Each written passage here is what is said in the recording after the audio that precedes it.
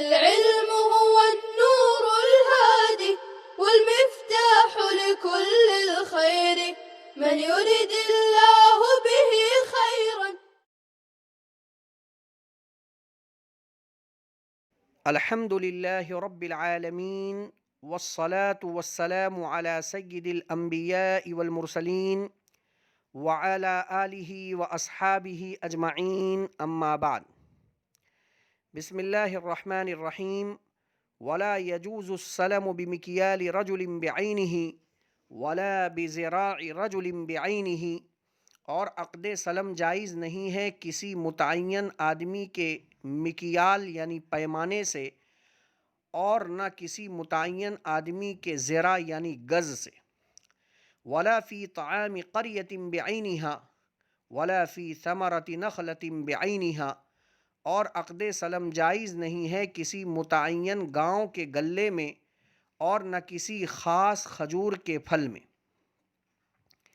عزیز طلبہ، اس متن کے تحت صاحب قدوری یہ مسئلہ بیان فرما رہے ہیں کہ عقد سلم متعین آدمی کے مکیال یعنی پیمانے سے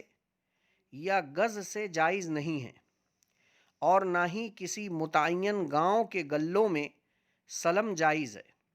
اسی طرح کسی متعین درخت کے پھلوں میں بھی سلم جائز نہیں ہے، کیونکہ عقد سلم میں مسلم الیہ یعنی بائے کے لیے مسلم فی یعنی مبی کے سپردگی یقینی ہونا ضروری ہے. اب اگر متن میں ذکر کردہ صورت میں سلم کو جائز کر دیا جائے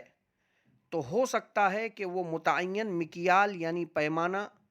ذرا یعنی گز اور درخت ہلاک ہو جائیں، اور متعین گاؤں میں اس سال غلہ ہی پیدا نہ ہوا ہو تو مسلم فیہ یعنی مبی کی حوالگی نہیں ہو پائے گی. اس لیے متن میں ذکر کردہ چاروں صورتوں میں مسلم فی یعنی مبی کی حوالگی میں شک ہونے کی وجہ سے سلم جائز نہیں ہے. عزیز طلبہ، مصنف کے اس متن ولا یجوز السلم بمکیال رجل بعینہ الی آخرہ پر ایک جدید مسئلے کا انطباق کرنا ہے، اور وہ مسئلہ یہ ہے کہ شیئرز میں سلم کا معاملہ کرنا. اگر کوئی شخص کسی خاص کمپنی کے شیئرز سلم کے طور پر خریدے کہ مجھے فلاں کمپنی کا شیئرز چاہیے، آپ مجھے اتنے مہینے میں لا کر دو، شرعاً کسی متعین کمپنی کے شیئرز کو سلم کے طور پر خریدنا درست نہیں ہے، کیونکہ عقد سلم کے صحیح ہونے کے لیے من جملہ شرائط میں سے ایک شرط یہ ہے کہ مسلم فیہ یعنی مبی کا مدت مقررہ پر حوالے کرنا ممکن ہو. جیسا کہ اس سے پہلے بھی عبارت مصنف علیہ الرحمہ نے ذکر کی، ولا يجوز السلم حتى يكون المسلم فيه موجودا من حين العقد الى حين المحل، کہ عقد سلم جائز نہیں ہے یہاں تک کہ مسلم فیہ عقد کے وقت سے لے کر حوالے کرنے کے وقت تک موجود ہو.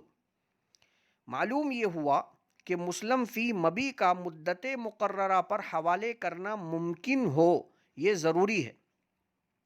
اسی لیے سلم متعین درخت کے پھل یا متعین گاؤں کے گلوں میں جائز نہیں ہے، کیونکہ ہو سکتا ہے کہ اس متعین درخت پر پھل ہی نہ آئیں اور متعین گاؤں میں غلہ ہی پیدا نہ ہو، تو اب مسلم الیہ یعنی بائے رب السلم مشتری کو مسلم فی مبی کیسے حوالے کرے گا؟ اسی لیے فقہا نے عقد سلم کے صحیح ہونے کے لیے یہ شرط لگائی ہے کہ مسلم فی یعنی مبی عقد سے یعنی عقد کرنے کے وقت سے حوالے کرنے کے وقت تک مارکیٹ میں موجود ہو، اور یہ اسی وقت ہو سکتا ہے جبکہ مسلم فی یعنی مبی کو عام رکھا جائے،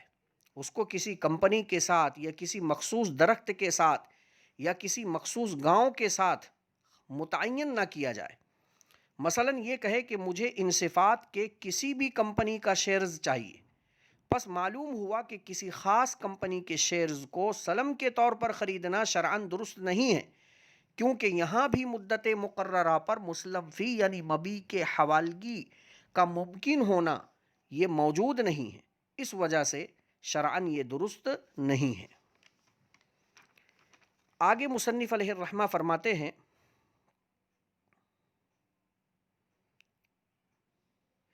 وَيَصِحُّ السَّلَمُ فِي الثِّيَابِ إِذَا سَمَّى طُولًا وَعَرْضًا وَرُقْعَةً، اور عقد سلم صحیح ہے کپڑوں میں جب کہ بیان کر دے لمبائی، چوڑائی اور کپڑے کی حقیقت کو۔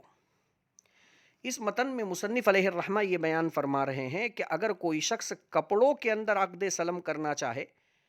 تو اس کی تعین ہر اعتبار سے ہونا ضروری ہے۔ مثلا وہ کپڑا کتنا لمبا ہوگا، یعنی کتنے میٹر ہوگا، کتنا چوڑا ہوگا، 36 کا پناہ ہے یا 44 کا پناہ ہے یا 60 کا پناہ ہے، اور کس کوالٹی کا کپڑا ہے، یہ مکمل طور پر اس کے صفات کی تعین اگر ہو جائے تو یہ ذکر کیا جا چکا ہے کہ ہر ایسی چیز جس میں صفات کی تعین ہر اعتبار سے ہو جائے اور وہ ساتوں شرطیں جو ذکر کی گئی وہ اس میں موجود ہوں تو عقد سلم جائز ہے۔ لہٰذا کپڑوں میں بھی یہ ساری صفات کا متعین کرنا اور شرائط اربعہ کا پایا جانا ممکن ہے، اس لیے کپڑوں کے اندر عقد سلم صحیح ہے۔ ولا يجوز السلم فی الجواہر ولا فی الخرز، اور عقد سلم جائز نہیں ہے جواہر اور موتیوں میں، کیونکہ جواہر اور موتی بڑے اور چھوٹے ہوتے ہیں اور ان میں بہت زیادہ فرق ہوتا ہے، کیونکہ یہ وزن سے نہیں بکتے بلکہ گن کر بکتے ہیں، اور ان میں صفات کو متعین نہیں کیا جا سکتا، اور ہر ایسی چیز جس میں صفات کو متعین نہ کیا جا سکے اس میں عقد سلم جائز نہیں ہے۔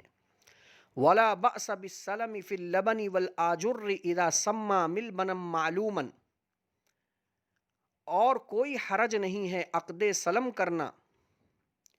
کچی اور پکی اینٹوں کے اندر جب کہ مقرر کر دیا جائے ان کا سانچہ۔ یعنی مصنف علیہ الرحمہ یہ بیان کر رہے ہیں کہ اگر کوئی شخص کچی یا پکی اینٹ میں عقد سلم کرنا چاہے اور سانچے کو متعین کر دیا جائے کہ وہ اینٹ کتنی لمبی ہوگی، کتنی چوڑی ہوگی، اس میں کون کون سا مٹیریل ڈالا جائے گا، کوالٹی کیا ہوگی، یہ ساری چیزوں کی تعین چونکہ کچی اور پکی اینٹ میں ممکن ہے،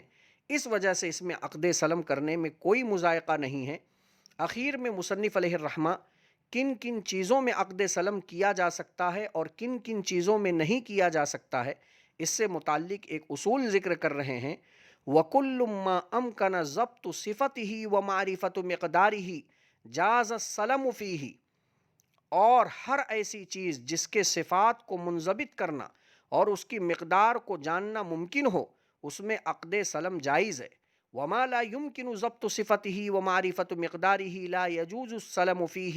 اور ہر ایسی چیز جس کے صفات کو منضبط کرنا اور اس کے مقدار کو معلوم کرنا ممکن نہ ہو ان میں عقد سلم جائز نہیں ہے۔ صاف طور پر مصنف علیہ الرحمہ نے اس عبارت کے اندر اصول ذکر کر دیا کہ وہ ساری اشیاء جن میں صفات کو منضبط کرنا اور ان کی مقدار کو متعین کرنا ممکن ہو تو چونکہ ان چیزوں میں عقد سلم کرنے میں نزاع کا اندیشہ نہیں ہے اس وجہ سے عقد سلم کرنا جائز ہے۔ اور ہم بتا چکے ہیں ایسی چیزیں 4 ہیں: مکیلات، موزونات، مزروعات اور عددی متقارب اشیاء۔ یہ 4 چیزیں ہیں جن کے اندر اس اصول کے مطابق ان کے صفات کو اور ان کی مقدار کو متعین کرنا، منضبط کرنا ممکن ہے۔ ان 4 چیزوں کے علاوہ چونکہ ان کے صفات کو اور ان کی مقدار کو معلوم کرنا ممکن نہیں ہے اس وجہ سے ان چیزوں میں عقد سلم جائز نہیں ہے۔ السلام علیکم ورحمۃ اللہ وبرکاتہ۔ السلام عليكم، لا تنسوا الاعجاب بالفيديو والاشتراك في القناة تشجيعا لنا لنستمر بنشر المزيد إن شاء الله.